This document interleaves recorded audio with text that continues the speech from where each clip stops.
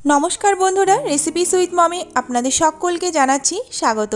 আজকে দেখাতে চলেছি সম্পূর্ণ নিরামিষ একটি রেসিপি, মটরের ডালের বড়া দিয়ে আর বিভিন্ন রকমের সবজি দিয়ে একটি রসা। সাধারণ এই রেসিপিটি কিন্তু খেতে দুর্দান্ত লাগে। গরম ভাতের সঙ্গে এই রসাটি খেতে ভীষণই ভালো লাগে। খুবই অল্প সময়ে অল্প উপকরণে এই রেসিপিটি তৈরি হয়ে যায়। তাহলে চলুন বন্ধুরা, আমরা এই রেসিপিটি দেখে নিই। আমি এখানে 150 গ্রাম মটরের ডাল নিয়েছি। ডালটাকে খুব ভালো করে ধুয়ে 3 ঘন্টা ভিজিয়ে রেখেছিলাম। এইবার মিক্সিং জারে ভালো করে ডালটাকে বেটে নেব। আমি যেহেতু নিরামিষ বানাবো সেই জন্য মটরের ডাল নিয়েছি। আপনারা চাইলে মুসুর ডাল বা যে কোনো ডাল নিতে পারেন।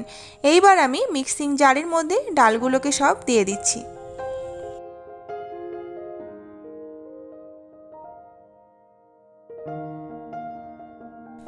ডাল বাটার সময়তেই দিয়ে দিচ্ছি স্বাদ মতো লবণ আর দিয়ে দেব একটা কাঁচা লঙ্কা। কাঁচা লঙ্কাটা ভেঙে দিয়ে দিলাম। এইবার ডালটাকে এগুলো দিয়ে ভালো করে পেস্ট করে নেব। ডালটা খুব সুন্দরভাবে বাটা হয়ে গেছে। যেহেতু ডালের বড়া বানাবো, ডাল বাটার সময় বেশি জল একদমই দেওয়া যাবে না। অল্প অল্প করে জল দিয়ে একদম এইভাবে ডালটাকে বেটে নিতে হবে। আবার খুব বেশি শক্ত করেও বাটা যাবে না। বেশি শক্ত করে ডাল বাটলে ডালের বড়াগুলোও কিন্তু শক্ত হবে। এবার একটা পাত্রের মধ্যে ডাল বাটাটাকে আমি ঢেলে নিচ্ছি। ডালের বড়া বানানোর জন্য ডালের মধ্যে যে যে মশলাগুলো লাগবে সেগুলো এক এক করে দিয়ে দিচ্ছি। দিয়ে দিচ্ছি 1 চা চামচ হলুদ, দিচ্ছি 1 চা চামচ জিরে গুঁড়ো, দিয়ে দিচ্ছি 1 চা চামচ পরিমাণে লঙ্কা বাটা। এইবার এগুলো দিয়ে খুব ভালো করে ডালটাকে ফেটিয়ে নেব। আমি লবণ যেহেতু বাটার সময় আগে দিয়েছিলাম সেই জন্য এখন আর লবণ দিচ্ছি না। এবার খুব ভালো করে ফেটিয়ে নেব। 2 মিনিট মতো এই ডালটাকে আমি খুব ভালো করে ফেটিয়ে নিচ্ছি। বড়া শক্ত হবে কি নরম হবে এই ফেটানোর উপরে কিন্তু নির্ভর করে। যদি কম ফেটানো হয় তাহলে বড়া শক্ত হয়, আর যদি বেশি ফেটানো হয় তাহলে বড়া কিন্তু খুব নরম হয়। এইভাবে আমি খুব ভালো করে ফেটিয়ে নিচ্ছি। ডাল বাটাটা খুব ভালো করে ফেটিয়ে নেওয়া হয়ে গেছে। এইবার কড়াইটাকে আমি গরম করে নেব। গ্যাসের উপরে বসিয়ে দিয়েছি একটা কড়াই। কড়াইটা ভালো করে গরম করে নিয়ে দিয়ে দিচ্ছি সাদা তেল। কড়াইটা খুব ভালো করে গরম করে নিতে হবে, না হলে বড়া যখন দেওয়া হবে তখন বড়াগুলো কড়াইয়ের গায়ে লেগে যাবে। এবার তেলটা আমি কড়াইয়ের গায়ে খুব ভালো করে ছড়িয়ে দিচ্ছি। তেলটা খুব ভালোভাবে গরম হয়ে গেছে। এইবার এক এক করে বড়াগুলোকে ছেড়ে দেব। বড়ার এই ব্যাটারটা থেকে অল্প অল্প করে নেব আর বড়াগুলোকে দিয়ে দেব। ছোট ছোট করে বড়াগুলোকে ভাজবো। বড়াগুলো আমি এখানে ছোট ছোট করে দিচ্ছি। আপনারা যদি চান বড় বড় করেও দিতে পারেন, নিজেদের ইচ্ছে মতো সাইজটা করা যায়। এইবার এক এক করে আমি বড়াগুলোকে সব দিয়ে দিচ্ছি। কড়াইয়ের চারিদিকে তেলটা যেহেতু আমি খুব ভালো করে মাখিয়ে নিয়েছি সেই জন্য সাইডে বড়াগুলো দিলেও কোনো অসুবিধাই হবে না। খুব ভালোভাবেই কিন্তু বড়াগুলো উঠে আসবে। সব বড়াগুলো আমার দেওয়া হয়ে গেল। একেবারেই সব বড়াগুলো ধরে গেছে। এইবার 2 মিনিট আমি ঢাকা দিয়ে রেখে দেব, তাহলে এই ডালটা খুব সুন্দরভাবে জমে যাবে। 2 মিনিট পরে ফিরে আসলাম। বড়ার একদিকটা খুব সুন্দরভাবে ভাজা হয়ে গেছে। এইবার আমি কড়াইটাকে একটা সাঁড়াশি দিয়ে ধরে চারিদিকটা একটু তেলটাকে এভাবে ছড়িয়ে দিচ্ছি। বড়া ভাজতে বেশি তেলের দরকার হয় না, অল্প তেলে খুব সুন্দরভাবে বড়া ভাজা হয়। এইভাবে আমি চারিদিকে তেলটা একটু ছড়িয়ে দিলাম। এখন খুন্তি দিয়ে বড়াগুলোকে আমি উল্টে দিচ্ছি। দেখুন তলাটা কত সুন্দর ভাজা হয়েছে, একটাও কিন্তু লেগে যায়নি। এইভাবে আমি খুব ভালো করে সবগুলোকে উল্টে পাল্টে ভেজে নিচ্ছি।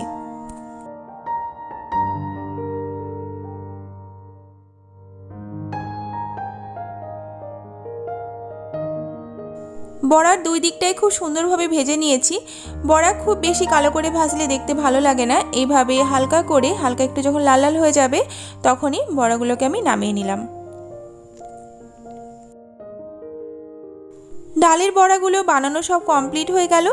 এইবার বড়া রসা করার জন্য যে সবজিগুলো লাগবে সেগুলো আমি নিয়ে নেব। এইখানে আমি নিয়েছি পটল। পটলগুলো আমি গোল গোল করে কেটে নিয়েছি। এখানে সব যা যা সবজি নিয়েছি সবই গোল গোল করে কেটেছি। পটল, আলু নিয়েছি, ফুলকপি আর নিয়েছি বেগুন। এই 4 রকম সবজি দিয়েই আমি বড়া রসাটা বানাবো। এই সবজিগুলো কেটে আমি খুব ভালো করে ধুয়ে রেখেছি। এবার রান্নাটা করে নেব। এখন বড়া ভাজার ওই কড়াইয়ের মধ্যেই দিয়ে দিচ্ছি আর একটু তেল। এখানে আমি সাদা তেলে রান্নাটা করব। তেলটা যখন ভালোভাবে গরম হয়ে যাবে তখন ফোড়ন দেব 5 ফোড়ন। অল্প পরিমাণে একটু 5 ফোড়ন দিয়ে দিলাম। এইবার এক এক করে সব সবজিগুলোকে দিয়ে দেব। প্রথমে পটলটা দিয়ে দিলাম। পটলটা দিয়ে তেলের ওপরে একটু নেড়ে নিচ্ছি। পটলটা হালকা তেলের ওপরে একটু নেড়ে নেওয়ার পরেই বাকি সবজিগুলো দিয়ে দিচ্ছি কেটে রাখা আলু, আর দিয়ে দেব কেটে রাখা ফুলকপিগুলো। এই সবজিগুলো চাইলে আলাদা আলাদা করে ভেজে তুলে রাখলেও চলে, তবে আমি এখানে ভাজছি না আলাদা করে, একসঙ্গে সব কিছু দিয়ে দিলাম। এবার দিয়ে দিচ্ছি পরিমাণ মতো লবণ আর হলুদ। লবণ হলুদ দিয়ে সবজিগুলোকে ভালো করে ভেজে নেব।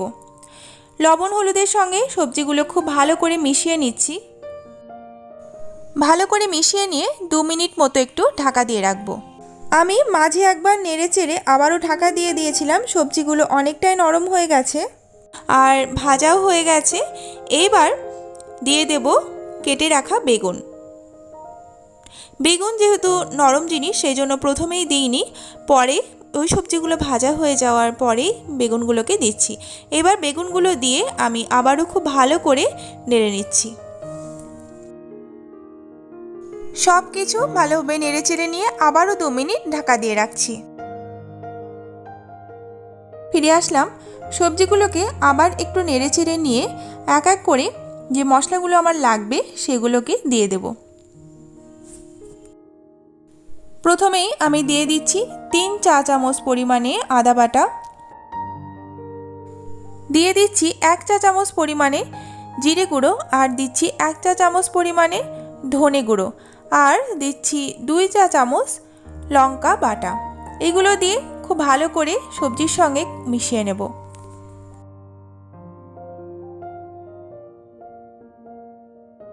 মশলার সঙ্গে সবজিটা ভালোভাবে ভাজা হয়ে গেছে। এখন দিয়ে দেব সামান্য পরিমাণে একটু জল।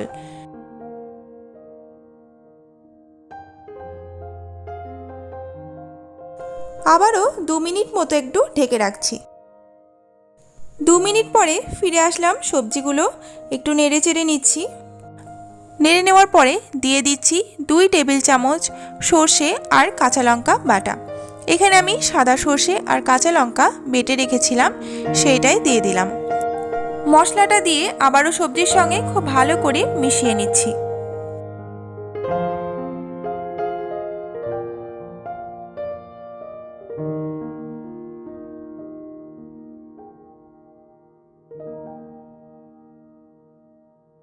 মশলাটা দিয়ে সবজির সঙ্গে সব কিছু ভালোভাবে মিশিয়ে নিয়েছি।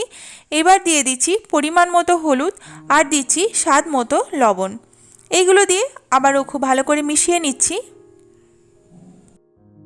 এখন দিয়ে দিচ্ছি পরিমাণ মতো জল। বড়ার রসা করতে গেলে জলটা একটু বেশি পরিমাণে লাগে, কারণ বড়াতে অনেকটাই জল টানে। এবার পরিমাণ মতো জল দিয়ে এটাকে আমি ফুটতে দেব।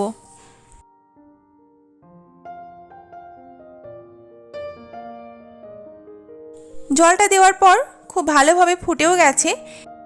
এইবার সবজিগুলো যাতে খুব ভালোভাবে সেদ্ধ হয়ে যায় সেই জন্য 5 মিনিট ঢেকে রাখবো। 5 মিনিট পরে ফিরে আসলাম। সব সবজিগুলো খুব সুন্দরভাবে সেদ্ধ হয়ে গেছে। এইবার একটু নেড়ে চেড়ে নিচ্ছি। এখন ডালের বড়াগুলো দিয়ে দেব। ডালের বড়াগুলো প্রথমে দিলে বেশি গলে যাবে, সেই জন্য সবজিগুলো যখন সেদ্ধ হয়ে যাবে তারপরে ডালের বড়াটা দিচ্ছি। এবার বড়াটা দিয়ে খুব ভালো করে সব কিছুর সঙ্গে মিশিয়ে নিচ্ছি। বড়াগুলো দিয়ে আমি লো ফ্লেমে রেখে 5 মিনিট ফুটিয়ে নেব, তাহলে বড়ার মধ্যে খুব সুন্দরভাবে ঝোলটা ঢুকে যাবে। এখন দিয়ে দেব স্বাদ মতো সামান্য পরিমাণে একটু চিনি। চিনিটা দিয়ে আবারও আমি ভালোভাবে নেড়েচেড়ে নিচ্ছি।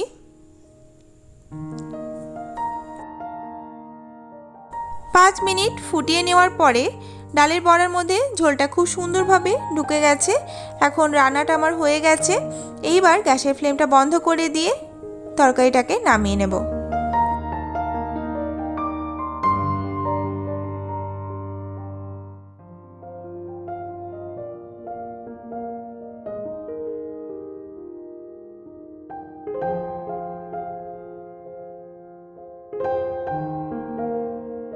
তৈরি হয়ে গেল ডালের বড়া দিয়ে রসার রেসিপিটি।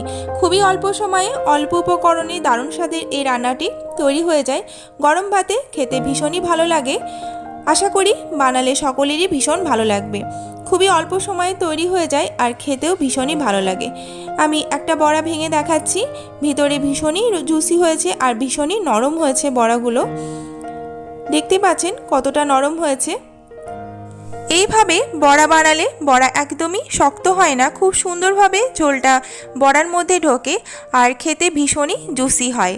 তাহলে বন্ধুরা আজকের মতো এই পর্যন্তই। সকলে ভালো থাকবেন, সুস্থ থাকবেন। আবার নেক্সট দিন কোনো নতুন ভিডিওর সঙ্গে দেখা হবে।